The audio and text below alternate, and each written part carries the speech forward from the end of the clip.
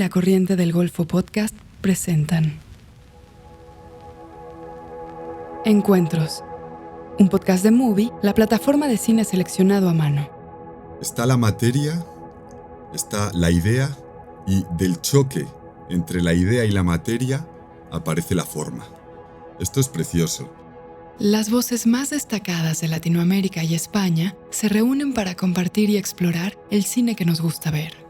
Creo que la narrativa es el esqueleto y donde todo se apoya, pero no deja de ser un elemento más dentro de una orquesta de instrumentos, ¿no? Donde todos palpitan juntos. En este episodio se habla de la forma cinematográfica como la expresión de una visión singular del mundo. Lois Patiño es un artista visual y cineasta español. En su filmografía ha explorado el paisaje y la tradición oral de Galicia, así como la relación del ser humano con la naturaleza y la muerte. Sus largometrajes y cortometrajes, de carácter experimental y contemplativo, han sido exhibidos en escenarios como la Quincena de Cineastas, el Festival de Nueva York y Ficunam. Su ópera prima Costa da Morte obtuvo el premio a la mejor dirección en la competencia Cineastas del Presente de Locarno, y más recientemente, Samsara, su tercer largometraje, obtuvo el premio especial del jurado en la sección Encounters de la Berlinale. Por otro lado, Natalia López Gallardo es una montajista, actriz y directora boliviana-mexicana. Ha editado películas como Eli, de Amat Escalante, Jauja, de Lisandro Alonso, y Luz Silenciosa, de Carlos Reigadas, por la que fue nominada al Premio Ariel. Debutó en la dirección en 2006 con su cortometraje En el cielo como en la tierra, presentado en Rotterdam, y 16 años después, su primer largometraje, Manto de gemas, hizo parte de la competencia oficial de la Berlinale, donde obtuvo el premio del jurado. Mediante el uso predominante del fuera de campo y una aproximación enigmática al entorno, López Gallardo retrata el complejo entramado social instaurado por la violencia en México. Lois y Natalia se reúnen aquí para reflexionar sobre sus procesos creativos y sobre la necesidad de renovar la relación entre la forma y la narrativa en el cine.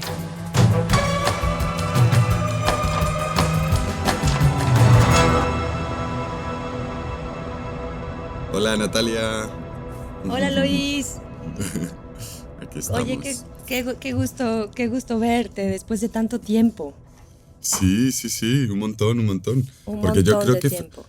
sí, yo creo que fue ahí cuando en Ficunam, ¿no? Cuando estabas tú de jurado, no sé si luego nos volvimos a ver alguna vez, pero yo creo que fue ahí el momento en el que nos conocimos. Total. Creo que fue el único momento en el que nos vimos. Y me acordé mucho de ese momento porque acaba de suceder el Ficunam y vi Samsara ahí. Sí, me contaste en mensaje el otro día y me hizo mucha ilusión.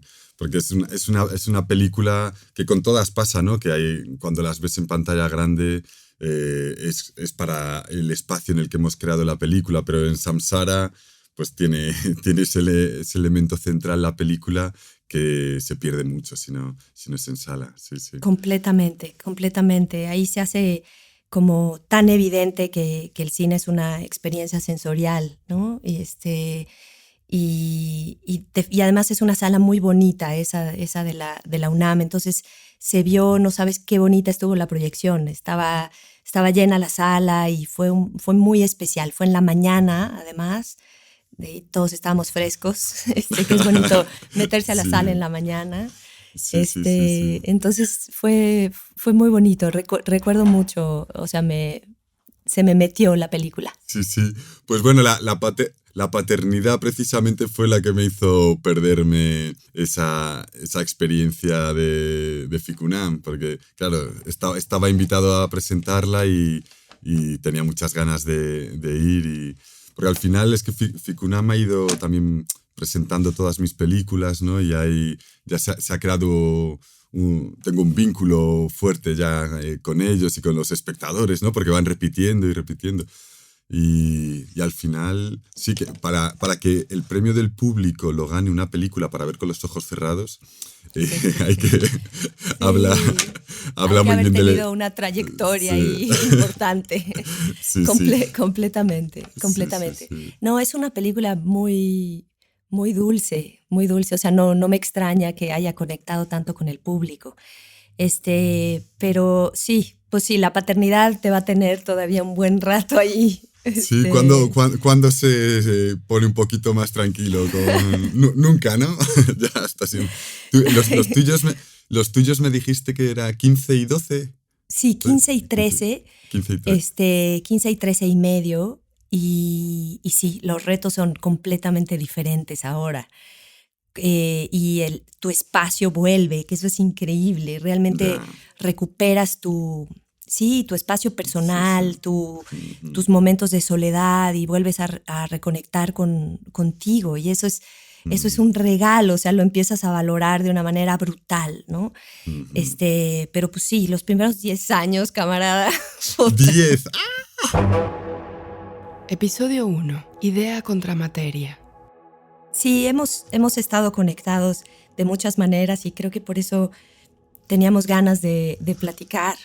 Y creo que para entrar de lleno y dar el salto a la piscina de los temas que nos conciernen, yo podría comenzar diciendo que ayer pensé que estaba leyendo un pequeño cuento de Virginia Woolf y, y realmente está claro que lo valioso de ella o de Chantal Akerman o del Greco o de cualquier artista o de Kafka que nombremos es realmente no qué cuentan, sino cómo lo cuentan. Y cómo lo cuentan para que nosotros podamos imaginar con libertad, ¿no? Entonces ya ese cómo no es una capa formalista, sino la expresión de una visión, una forma singular de ver el mundo.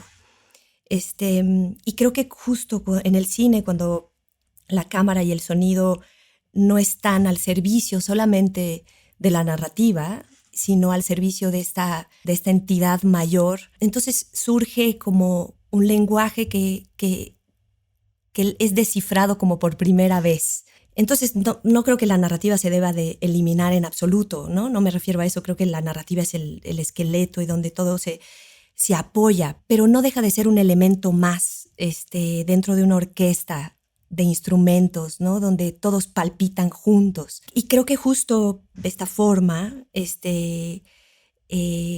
donde todo lo que necesita estar ahí está ahí, es de donde nace el contenido de la película. Es de donde nace la filosofía o las ideas de la película, ¿no? Y, y creo que justo este contenido y el néctar de las películas nace de este diseño y tal vez del acercamiento honesto a la materia que uno está filmando, ¿no? Sentí mucho esto pensando en la forma y me preguntaba cómo es la génesis de tus películas, ¿no? ¿Cómo surge la forma en tu proceso creativo? Sí, yo estoy muy, muy de acuerdo con todo lo que dices, entendiendo, ¿no? En el espacio en el que se sitúa el cine, donde un extremo estaría el cine más comercial e industrial, donde sí que se da un espacio predominante a la narrativa y muchas veces la experiencia audiovisual se convierte simplemente en el vehículo, en la ilustración de esa narrativa. Y en el otro extremo está el cine como arte, donde procuramos nosotros explorar, que precisamente está ese espacio de búsqueda de innovación, ¿no? El lenguaje cinematográfico o todo arte es infinito, ¿no? Se sigue innovando en pintura y se lleva pintando desde las cuevas prehistóricas, ¿no?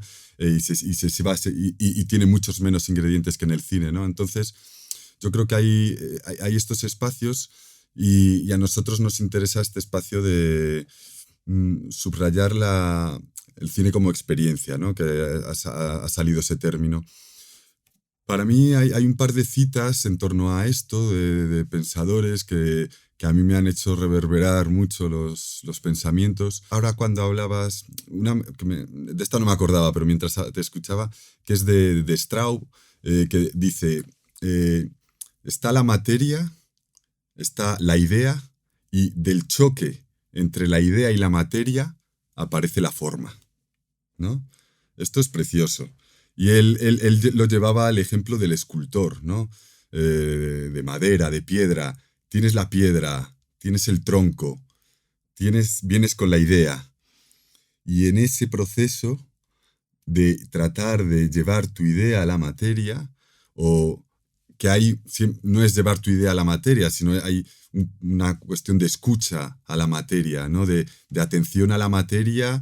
Y si las vetas de la madera vienen por aquí o vienen por allá, pues el escultor va a tratar de fomentar, ¿no? O sea, de ese diálogo, choque, lo llevaba él, aparece la forma, ¿no? Entonces, ni la forma es un a priori inmutable, ni la materia es algo que haya que preservar en su esencia, ¿no? O para subrayar o hacer una lectura de esa materia o aportar una nueva perspectiva a esta materia y que el espectador pueda entenderla, contemplarla, disfrutarla desde otra perspectiva, hace falta esa idea, ese proceso de materialización, de transformación, de mutación, ¿no? Y entonces aquí viene otra cita que es de un crítico que se llama Dominique Noguez, y dice: otra forma de mostrar traerá otra forma de pensar, ¿no? Cómo nosotros en nuestras películas mostramos la realidad va a aportar una percepción de esa realidad desde una nueva perspectiva al que la contempla, ¿no? Aquí es donde para mí reside toda la importancia de la forma, en que esa nueva manera de mostrar la realidad va a traer una nueva forma de pensarla, de sentirla, ¿no? Definitivamente. Es como ese lenguaje nuevo a ser descifrado, ¿no? Es un cine que es muy interesante porque es un cine recíproco. Va de la pantalla al espectador y del espectador a la pantalla. Es un cine simbiótico, que es un diálogo finalmente. No existe uno solo. De alguna manera las películas vuelven a nacer cada vez que son vistas, porque efectivamente el que las ve aporta su interior y descifra el lenguaje, ¿no? Y ve el mundo del modo en que esa visión le está aportando. Y creo que si no existe eso, cuando de alguna manera no hay esa reciprocidad entre la pantalla y quien la ve, lo que sucede es que se apela nada más a la razón, ¿no? Y la razón finalmente lo que hace es discernir, significar, organizar, ¿no? Es provechosa. Cuando realmente lo más intrínseco a la realidad que experimentamos es ambiguo y es muy difícil de asir, de aprender. Entonces, finalmente la ambigüedad se cultiva en este cine, que es un cine que está tratando de descubrir un nuevo lenguaje, ¿no? O sea, este lenguaje, esta nueva forma de ver. Y esta nueva forma de ver es singular, es propia de una visión. Y eso hace que el cuerpo esté presente, ¿no? O sea, en Samsara uno no puede experimentar la película sin el cuerpo. El cuerpo es el que vive el presente y es el que está sintiendo. No tienes que descifrar lo que están diciendo, sino lo que está brotando de la película de manera sensorial, ¿no? Y creo que es la labor del arte en general, ¿no? Finalmente hablar sobre lo que no se ve en lo que se ve. Sí, yo creo que ese aspecto, por ejemplo, de ambigüedad, ¿no? De dejar las cosas abiertas, ¿no? No cerrarlas, eso también creo que en tu película, en Manto de Gemas, es muy, muy claro, ¿no? Y antes, por ejemplo, cuando hablabas también de la narrativa, ¿no?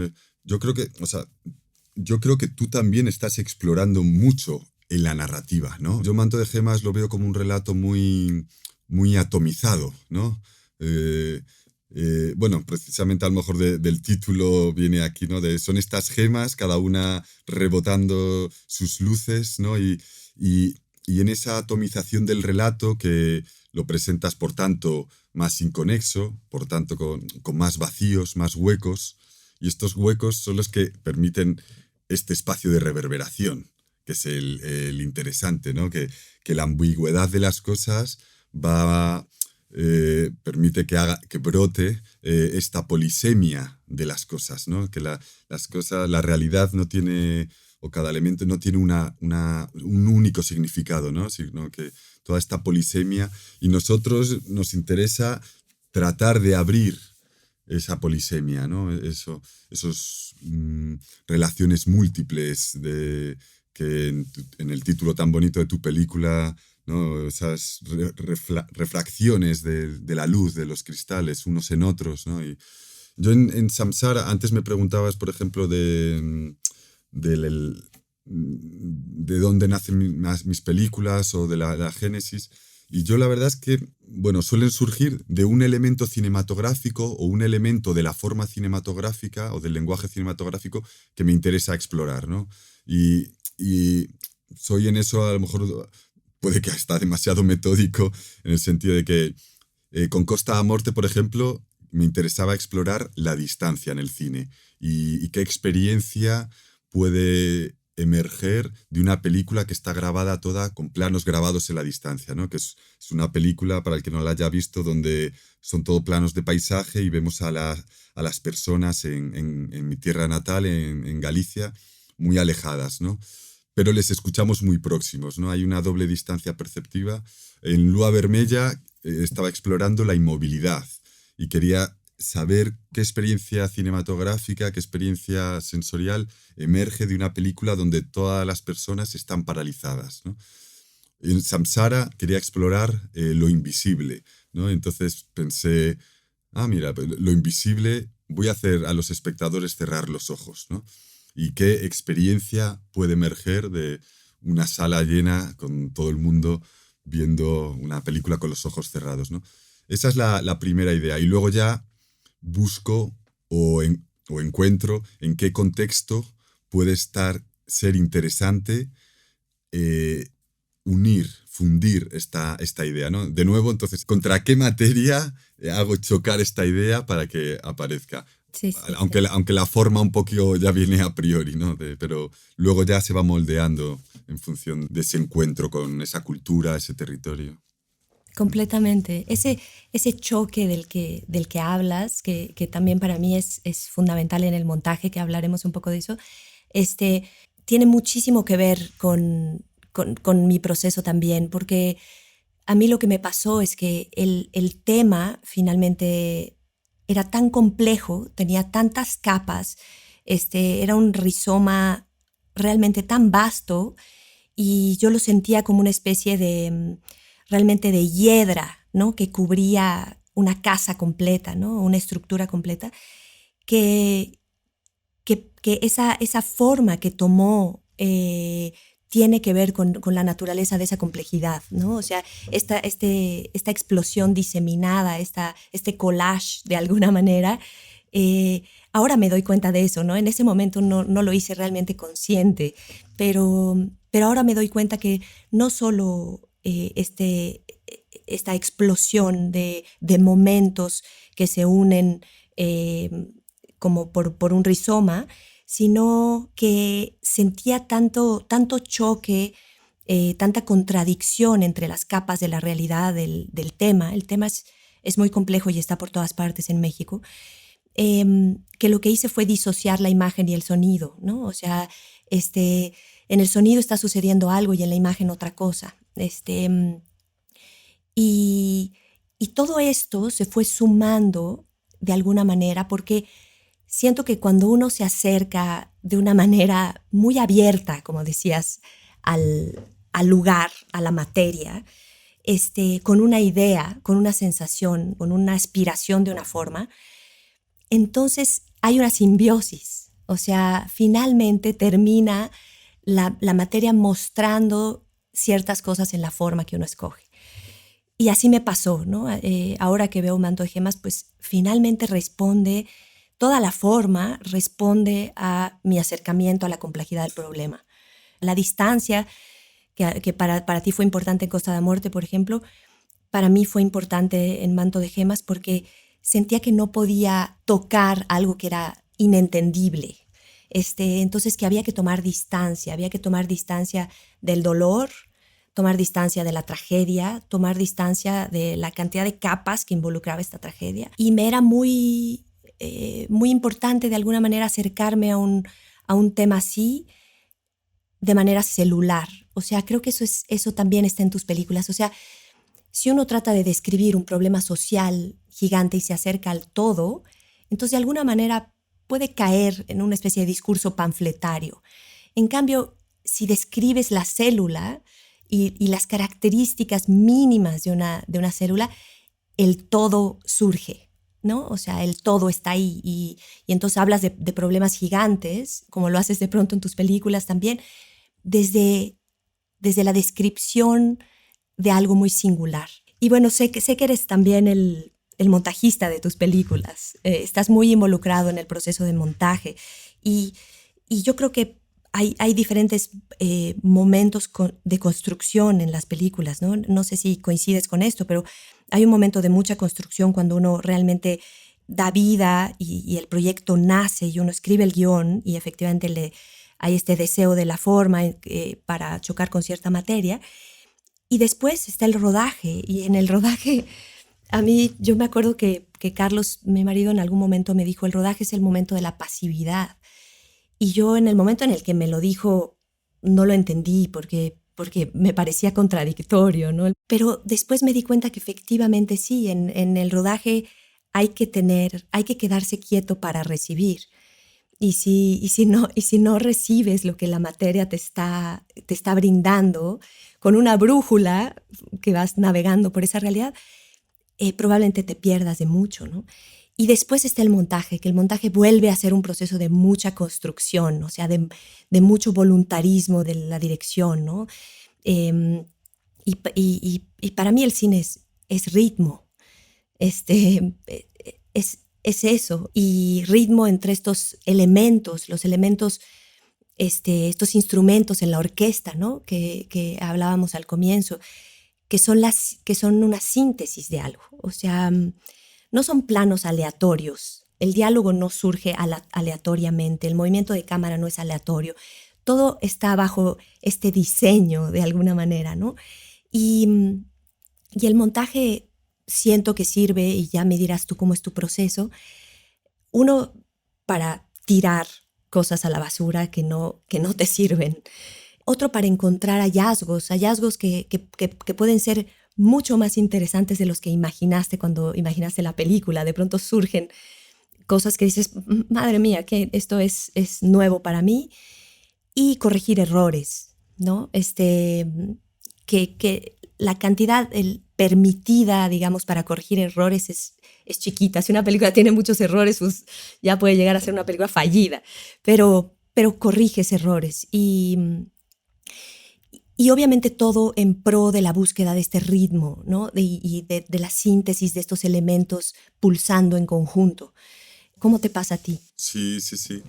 Pues yo creo, ahora escuchándote con esta reflexión sobre la pasividad también en el rodaje, sí que creo que las partes donde el pensamiento está más activo, ¿no? Donde se construye la película en su filosofía, están en ese guión o más bien apuntes de pensamientos, de ideas, de imágenes, ¿no? Que al final el guión, lo más interesante son en esa acumulación de ideas, ese saco, ¿no?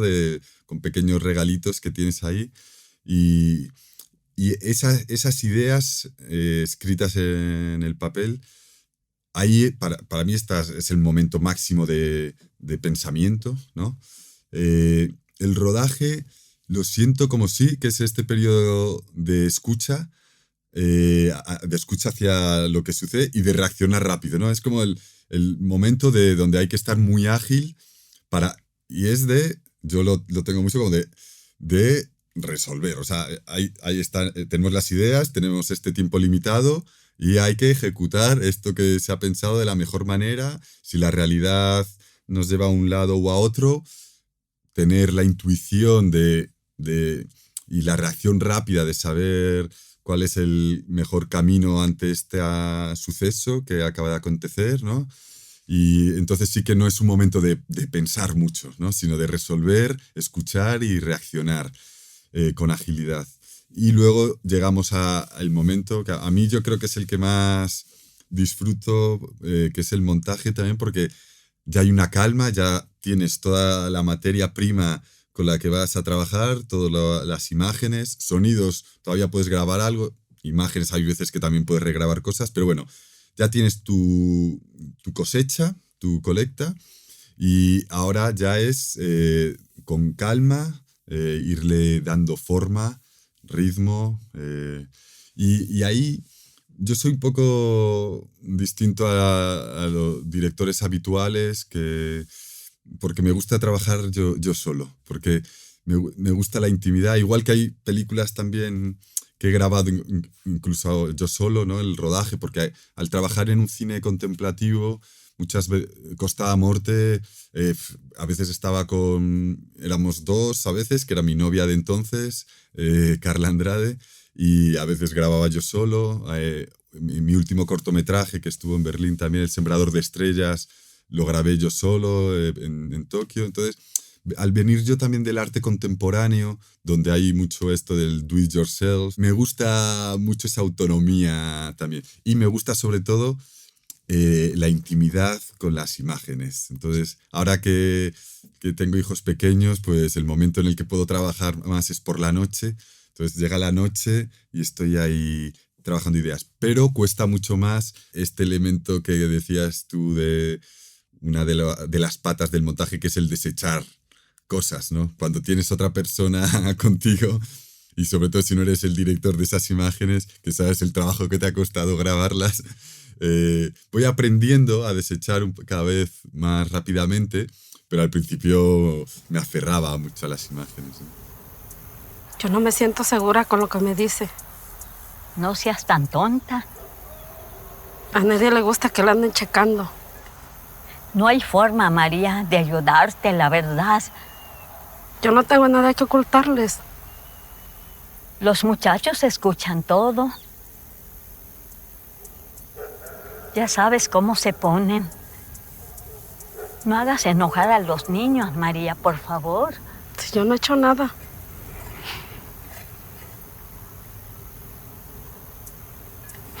Levante la cara, no llores. ¿Por qué me hacen esto? Acabamos de escuchar un fragmento de Manto de Gemas de Natalia López Gallardo. El espíritu de las películas absorbe el modo en el que se construyen y se manifiestan. Son esponjas, ¿no? O sea, entonces es muy difícil que una película, un rodaje donde hay 200 personas, cree una sensación de intimidad. Me parece imposible, ¿no? O sea, y creo que también está otro factor que tú dices, el rodaje es el momento en el que uno tiene que reaccionar, no solo con agilidad, sino con brillo, con tino, con asertividad. Y para reaccionar con asertividad, creo que todo el proceso previo, el de previsualización de la película, ya me contarás qué tanto lo practicas tú, me parece vital. Si uno siente la película adentro, en ese ritmo del que hablábamos, lo sientes adentro, los momentos en los que las cosas van surgiendo y cómo se mueven y cómo es la luz y eso, y el sonido y el diálogo. Y eso sucede, creo, cuando uno revisita los lugares y a las personas y a los objetos, ¿no? O sea, por segunda, tercera, cuarta, 10ª vez, ¿no? Empiezan a surgir capas y capas que después son esta fuente de mundo sensible que la película transmite, ¿no? Al final, eso que tú sentiste, cómo pega la luz, qué palabra usan la gente, cómo caminan, cómo se posicionan para hacer algo, todo eso viene de una observación previa al rodaje, ¿no? Donde realmente hay una previsualización interior de la película. Creo que esa previsualización es la brújula en el momento del rodaje. Te hace reaccionar con brillo y decir por aquí, por aquí, por aquí, por aquí, de una manera ágil y con confianza, ¿no? Con apertura.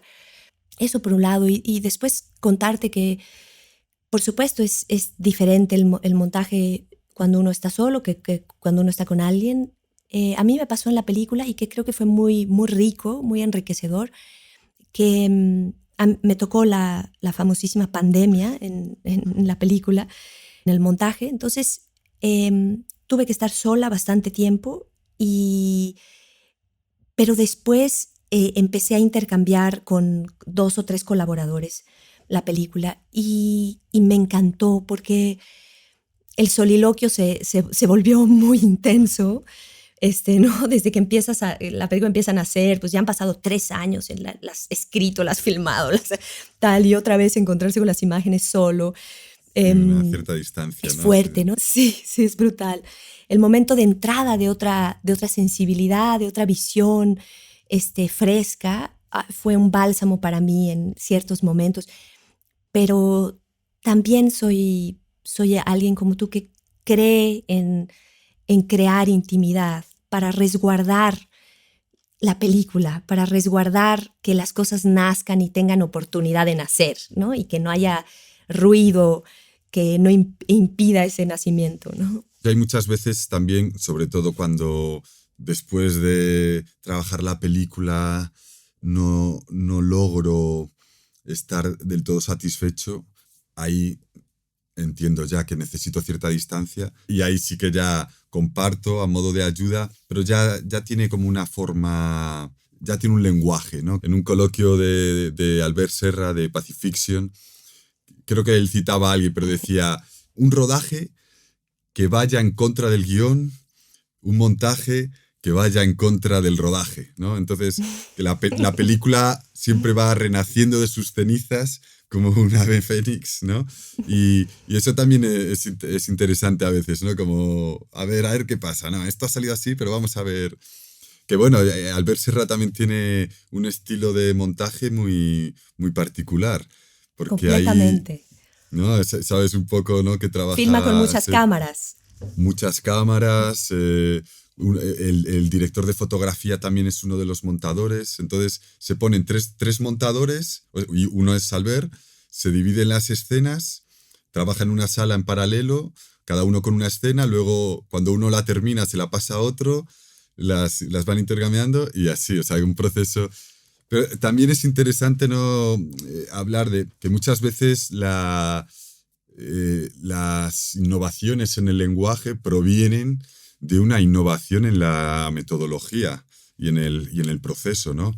Si Albert Serra no grabara a 3 cámaras y rodara de esta manera y montara de esta manera y no sé qué, pues aparecería otra película, ¿no? Y hay muchas veces que si nos circunscribimos o si debemos circunscribirnos a las pautas de cómo está estructurado el cine industrial, hay veces que no. Pues para esta escena hay este tiempo, ¿no? Para este guión que me has dado, este tiempo es el... ¿no? Completamente. Habría que cuestionarse si algo en la vida tiene un comienzo, un medio y un final. O sea, creo que no.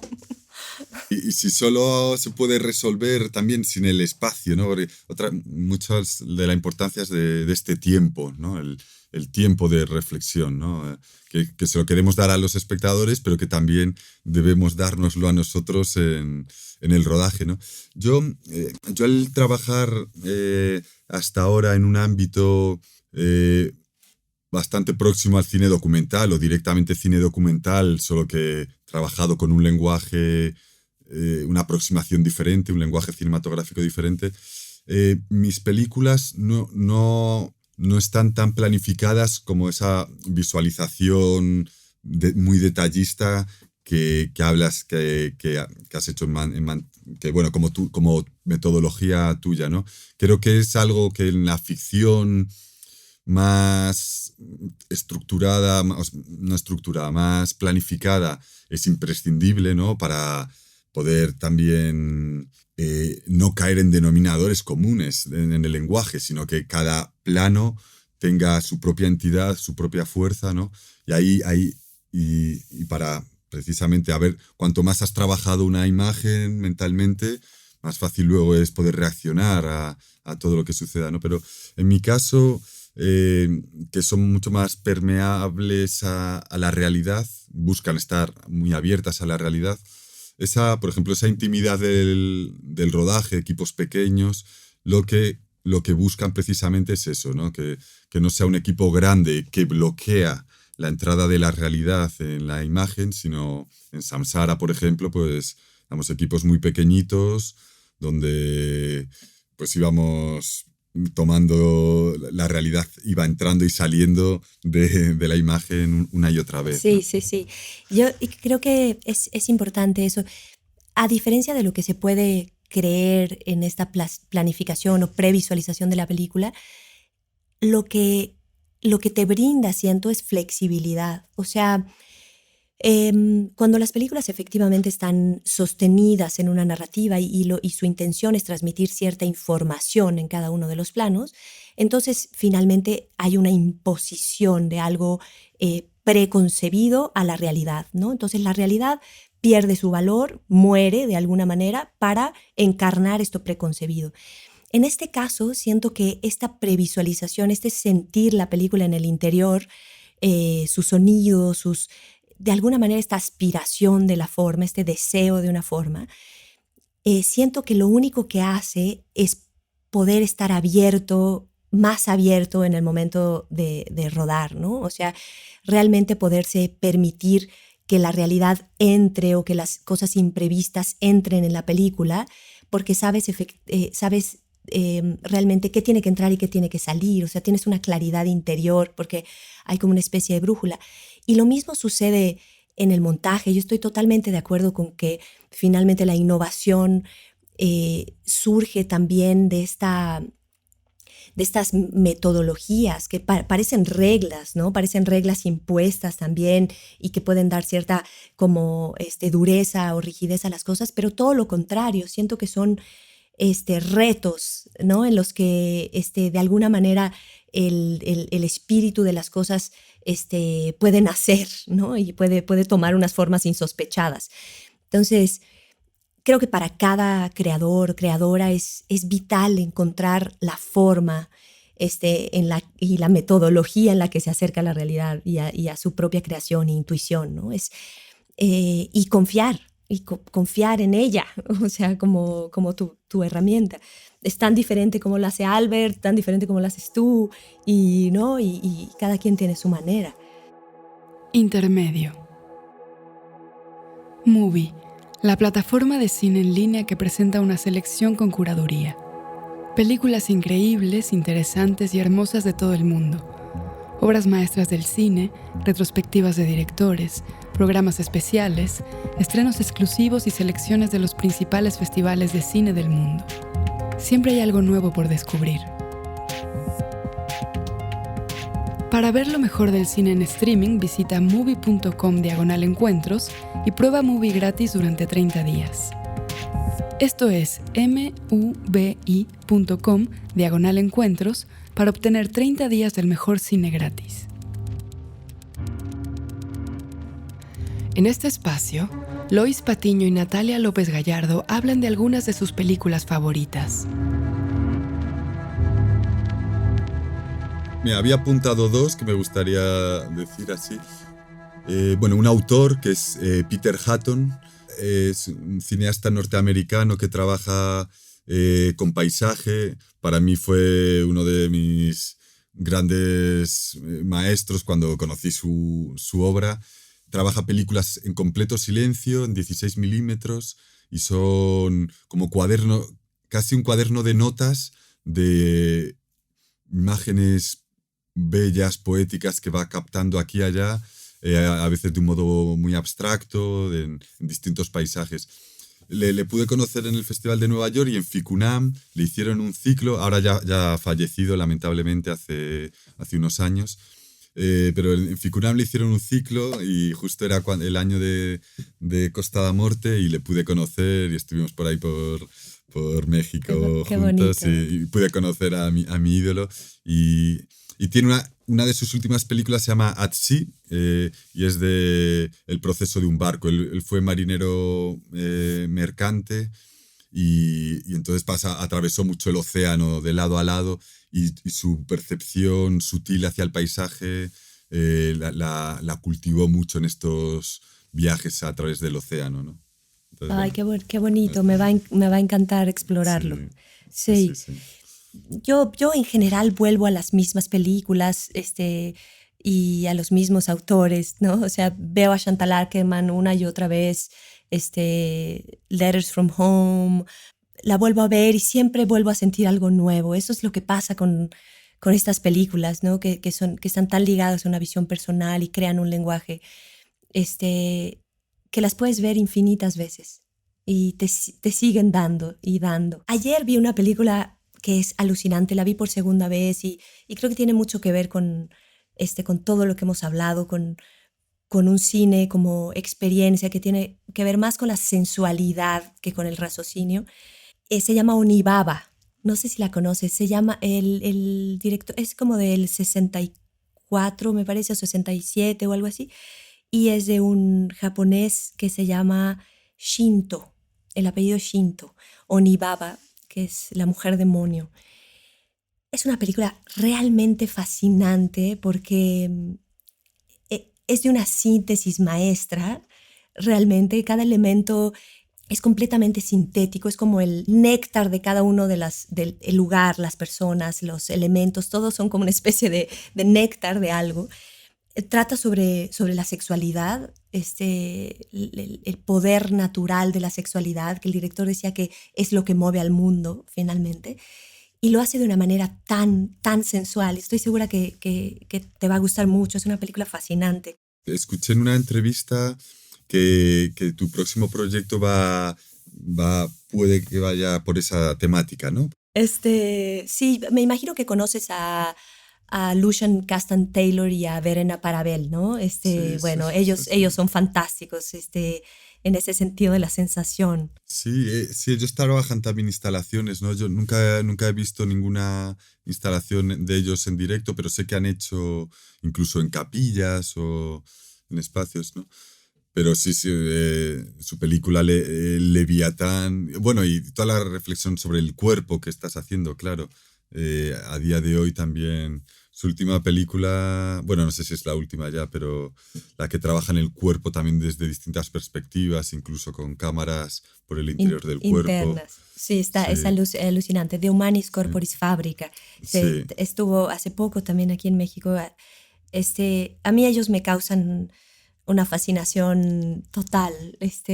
Realmente cuando me siento a ver una de sus películas es un acto de veneración, ¿no? De entrega y de... Sí, porque también esta frase de Pasolini que dice, lo que más disfruta el espectador es la libertad del cineasta, ¿no? Nosotros somos, y muchos, y yo creo que la mayoría de los espectadores, por eso muchas veces cuando hablan de cine comercial y cine más de autor, que es más difícil, yo creo que el cineasta, igual que la cita de Pasolini, o sea, lo que más disfruta es el ser sorprendido. El ser sorprendido. Y sabemos que con Lucien y Verena vamos a ir a su película y vamos a ser sorprendidos. Porque completamente se esfuerzan por tratar de aportar algo que no sea solo una película, ¿no? Que esto también, James Benning, que para mí es una enorme influencia, este cineasta norteamericano de paisaje, que da clases en CalArts, a sus alumnos les dice, yo no quiero que hagáis una buena película, ya hay muchas buenas películas, yo quiero que descubráis un lenguaje, ¿no? Y Lucien y Verena tratan de descubrir un lenguaje en cada película, ¿no? En cada película que hace. Y eso es lo fascinante de ellos, por eso nos gusta tanto. Segunda parte. Era a primeira vez que entraba na casa. Mandoume poñer diante do espello e falaba. Quito o aire da morte que veño de vivo. Quito o aire da morte que veño de vivo. Colleu o coitel e dixo: mírate no espello. E no espello eu vía salir fumo do meu corpo. Acabamos de escuchar un fragmento de Lua Vermella, de Lois Patiño. ¿Cómo son tus guiones, Lois? Claro, yo tengo hasta ahora 3 largometrajes. Acabo de rodar un cuarto. En Costa da Morte, que es una película documental, antropológica, grabada en mi tierra, donde parto de que voy a grabar siempre de una manera determinada, ¿no? Que es esta distancia y luego el sonido, ¿no? Entonces el guión ahí era, quería retratar el mayor número de trabajos que se desarrollan en el entorno natural en Galicia, ¿no? O sea, como una especie de película de la antropología del trabajo, ¿no? Entonces, pues íbamos a ver a mariscadoras, a percebeiros, gente que trabaja el campo, leñadores, todo lo que pudiéramos ver del trabajo del paisaje, ¿no? Que también yo vengo y me interesa mucho la exploración del paisaje. Hago un cine que podría entrar dentro de estos términos de cine contemplativo, de contemplación, que lo he ido derivando también mucho a un cine meditativo, ¿no? Que la contemplación y la meditación van muy unidos y cada vez me ha interesado más esta experiencia introspectiva de la meditación. Entonces el guión de Costa da Morte pues tenía todos estos trabajos que yo quería ir retratando, una serie de lugares también concretos del territorio que quería retratar y luego una serie de contenido histórico y legendario sobre que era al final lo que iba a dar identidad al paisaje, ¿no? Esta sedimentación de leyendas e historias que quería que aparecieran, ¿no? Y que pues van a ser los temas de conversación que les sugiero a los personajes que escuchamos allá lejos, ¿no? Y entonces a partir de ese listado, pues a medida que iba ya, bueno, percebeiros, ya tengo imágenes que me gustan, sugerentes, voy a pasar a otro territorio, ¿no? Entonces, pues ahí se fue construyendo y luego ya con toda esa amalgama de imágenes y sonidos, pues ya voy a la sala de montaje, un proceso muy largo de montaje porque hay que encontrarla, ¿no? Yo había acumulado imágenes. Y esto, sí. Pues en películas documental más acumulativas, yo trabajaba de un método muy acumulativo. En Lua Vermella, que es la segunda, un poco parecido, pero en vez de grabar en la distancia, la forma cinematográfica de nuevo era clara, que era grabar figuras inmóviles en el paisaje, un poco como si fueran pinturas de Edward Hopper, ¿no? Pero en Galicia, ¿no? Sí, hay esa sensación. Y la temática ahí era más el imaginario fantástico gallego vinculado a la muerte, a los muertos, al más allá, porque es el imaginario que da más identidad a Galicia, ¿no? Que son las meigas, una especie de brujas, la Santa Compaña, una procesión de fantasmas, ¿no? Y esta relación que dentro de Galicia, bueno, es próximo un poco a México en este sentido, que Galicia, la presencia de los muertos y la convivencia con los muertos y los fantasmas y los espíritus era muy, muy presente, ¿no? Hasta hace poco, ¿no? Y trabajaba con un proceso de investigación de estudios antropológicos, ¿no? Había un trabajo de campo de un antropólogo en los años 60, 70 sobre estas temáticas muy profundo, muy, muy interesante. Y entonces, pues, de nuevo iba trabajando de esta manera, ¿no? Y el rodaje era pues ir acumulando imágenes con esta forma cinematográfica, ¿no? Y luego encontrar un relato ahí. Y Sansara es un poco distinta porque el carácter de exploración cinematográfica lo circunscribí a la parte central de la película, donde pido a los espectadores cerrar los ojos durante unos 15 minutos, ¿no? Bueno, tú ya lo has experimentado. Pero cuando tienes los ojos abiertos, decidí trabajar con unos códigos narrativos del lenguaje más... No intentar descubrir el fuego ahí, sino trabajar con un lenguaje de un cine contemplativo pausado, pero sin tanto carácter innovador, ¿no? Un poco más humanista también, o sea, más un equilibrio entre un cine contemplativo y un cine documental antropológico, ¿no? Porque el carácter de radicalidad en el lenguaje, para que sorprendiera más, quería dejarlo ahí en esa parte central, ¿no? Completamente. Y además la segunda parte, el humano desaparece de alguna manera y eso, Sí. eso te da una amplitud increíble, ¿no? O sea, creo que efectivamente la innovación estaba ahí en otra parte y me parece muy bonito que le hayas dado su poder a eso, porque sí se siente y la película se va soltando a medida que se desarrolla. O sea, el comienzo puede ser muy descriptivo, ¿no? Finalmente de la vida en un lugar, de la dinámica entre las personas, de la rutina, de las costumbres, y después la película va tomando una dimensión en la que efectivamente lo invisible se hace presente, ¿no? Y creo que la ruptura del centro antropomórfico es vital. Mira, por ejemplo, la génesis de Samsara es un poco más singular. Entonces, yo estaba reflexionando sobre la idea de lo invisible en el cine, cómo se había representado lo invisible en el cine, qué formas podría encontrar interesantes para tratar de... Y ahí es cuando se me ocurre la idea de Los ojos cerrados. Y esta idea la tengo yo en la cabeza durante unos años, hasta que doy con el libro tibetano de los muertos, que es esta guía, la que te dice cronológicamente lo que te vas a ir encontrando en el más allá, sonidos, imágenes, dioses bondadosos, dioses malvados, todo a lo largo de esas semanas que puede llegar a durar ese paso por el bardo, por el más allá.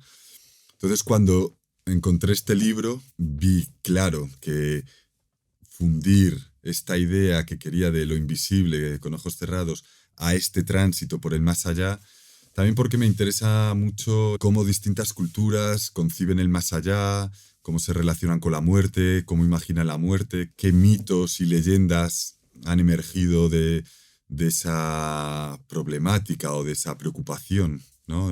Que se han inventado para cubrir ese hueco de vacío y dar cierta calma y sosiego. Bueno, pues los budistas, esta rama del budismo, inventó este relato que les ayudó a sosegarse. Y entonces, pues una vez tengo la idea y tengo el libro, pues necesito ya los espacios donde reencarnarnos, ¿no? Y entonces ahí es donde entiendo que para arrancar la película desde un contexto budista, pues tengo que ir a un país budista y ahí pues explorando un poco. Fui ahí un poco por descartes también. Digo, no quiero ir a lugares muy, muy trabajados, ¿no? Donde ya muy representados en el cine. También siempre, por supuesto, esta preocupación del europeo yendo a distintas culturas, ¿no? Con todas las problemáticas que esto implica. Que nosotros, bueno, la manera en la que yo traté de amortiguar esta cuestión fue de nuevo desde la escucha, ¿no? Dialogar mucho, escuchar mucho a la gente de Laos, a la gente de Zanzíbar, ¿no? Que es la tercera parte de la película. Uh-huh. Hablar con las mujeres de Zanzíbar, por ejemplo, que ahí trabajamos con mujeres que trabajan en granjas de algas. Entonces, bueno, finalmente termino decidiendo grabar en estos dos lugares, que quería que hubiera un gran choque cultural para... La película busca ser una celebración de la diversidad cultural y del interés por el otro y una celebración de la vida, no solo humana, sino y esta convivencia de todos en el planeta, que que a mí también como creo que hasta ahora, digamos, yo he intentado trabajar películas que subrayen o que aporten cierto sosiego, cierta calma, cierta sensación de armonía y de paz. No tanto porque sea un diagnóstico del mundo, sino como una voluntad de ofrenda y intentar subrayar un poquito, traer belleza, traer cierta Sí, sí, belleza, sí. cierta Pero hay armonía, dos ¿no? cosas que pueden ser interesantes ahora. Uno, que filmaste en 16 milímetros y eso se me hace divino.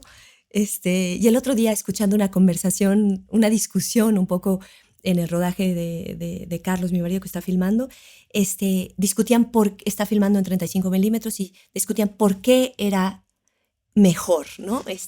O por qué se veía mejor, o por qué les gustaba más todo el equipo. Y al escuchar todo, o sea, porque no, es que la definición, no, es que la profundidad de campo, no, es que las cosas se sienten vivas, es que el espacio se percibe, es que, bueno, habían como, ¿no? muchas aproximaciones, y después pensamos que realmente no había forma de describirlo. No hay forma de describir eso, o sea, no se puede decir por qué es mejor. No hay que decir con palabras lo que no se puede decir con palabras, de alguna manera.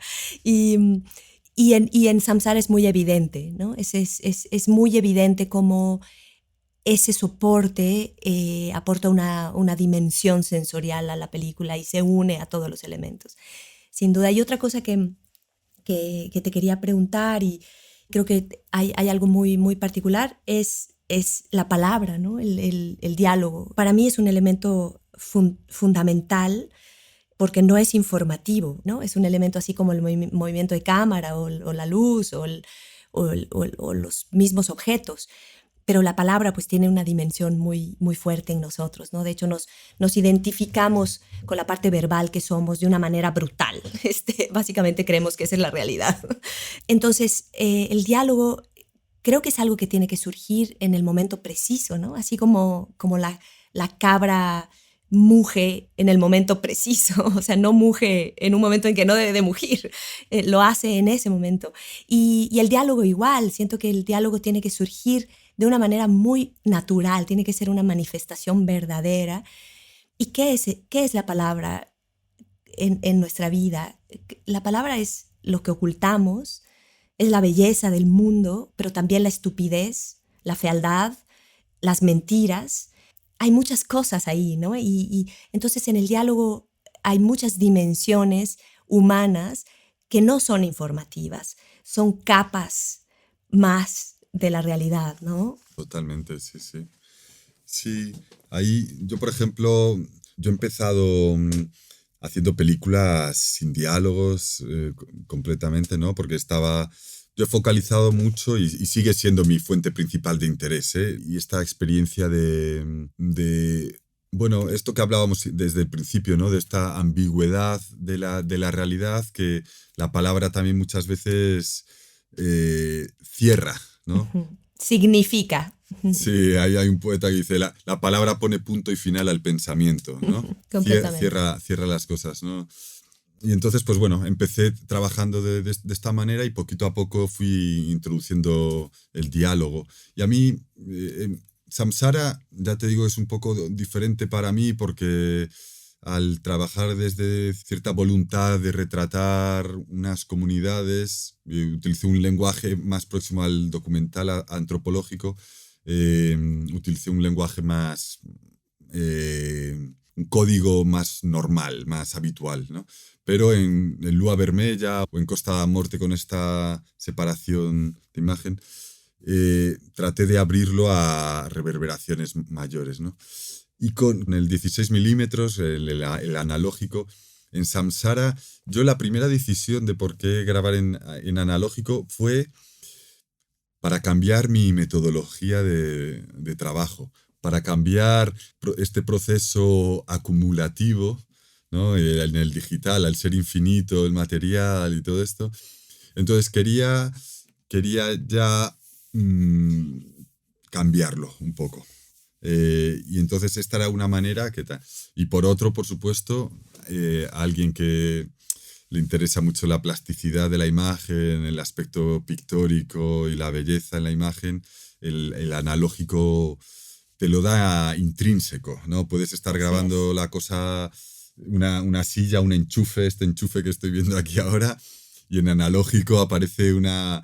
Es algo también como de la propia vibración, ¿no? Ya tiene una belleza, un aura que no tiene que sí se puede lograr igualmente, y se logra en digital, pero es más difícil, hay que trabajarlo más. Sí, Del hay otro, algo... en analógico como que está intrínseco a la materia. Totalmente, hay algo molecular, Sí, te iba a sí. decir, o sea, realmente sientes Sí. las Sí, moléculas. sí, esto es- Sí, completamente. Y tú entonces en el proceso de trabajo con la palabra, en Manto de Gemas es muy, muy clara esta disociación de la palabra y el diálogo, ¿no? Alguien que solo viera la imagen en la película sin escuchar, se atomizaría mucho más el relato, ¿no? Porque hay mucha...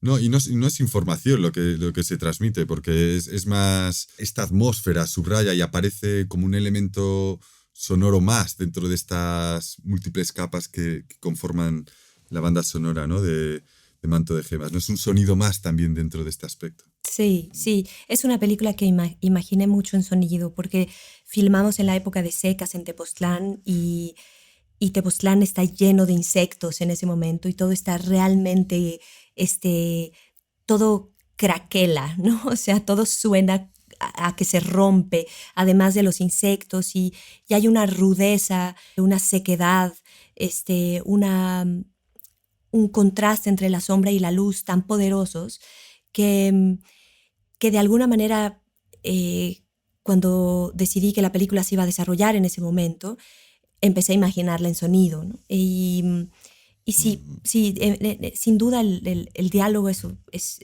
juega como un elemento más dentro de esta capa sonora que nos envuelve, ¿no? Y lo que me pasó con Manto de Gemas, que fue buenísimo para mí, es que como filmé con esta distancia y con esta ambigüedad y filmé manos, filmé espaldas, filmé partes, objetos. Entonces el diálogo fue algo, claro, el diálogo lo trabajé hasta el último día de mezcla, o sea, el último día de mezcla me di cuenta que tenía que ir un diálogo tal en ese lugar y lo grababa.